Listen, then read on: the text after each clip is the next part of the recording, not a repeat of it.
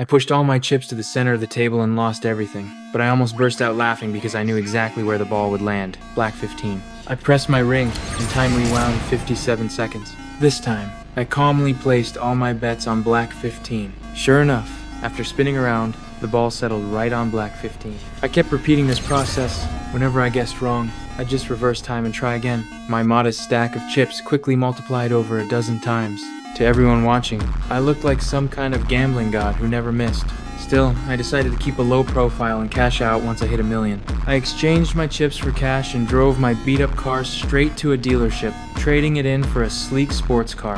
To avoid getting blacklisted from the first casino, I headed to a second one and repeated yesterday's routine. I quickly racked up another $1 million in profits. I converted my chips to cash and was about to leave when someone jumped me from behind. Dazed, I frantically pressed my ring, returning to the moment I was collecting my cash. This time, after getting the money, I stayed alert and scanned my surroundings. A bald guy was tracking my every move. I bolted, and whenever he caught up, I'd press the ring and take a different route. Finally, out of options, I threw the cash in the air to create chaos and managed to escape. But when I stepped outside again, that mystery man still wouldn't let up. The bastard punched me again. I just turned to get a good look at their faces when someone stomped on my hand, preventing me from touching the ring. That's when I learned this was an underground casino where anyone with abnormal win rates gets marked as a cheater. The minimum punishment? Losing a finger before you can leave. Just when I thought I was done for, a black man stepped out of a nearby car. He was the casino's VIP member, and with his help I got out safely. Turns out, he'd been watching me when the crowd gathered around.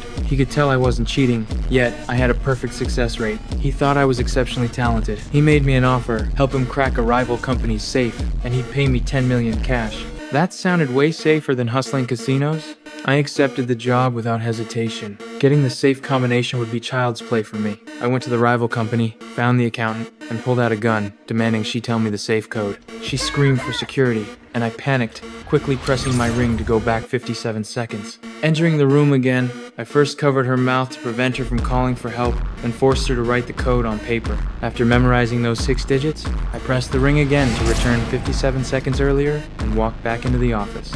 I joked that I wanted to show her a magic trick. I could guess her safe combination, but when I entered the numbers I'd just learned, it showed an error. Beautiful women really do love to lie. I had no choice but to go back 57 seconds again. This time, I brought a pillow into the office, placed it on her lap, and fired a shot.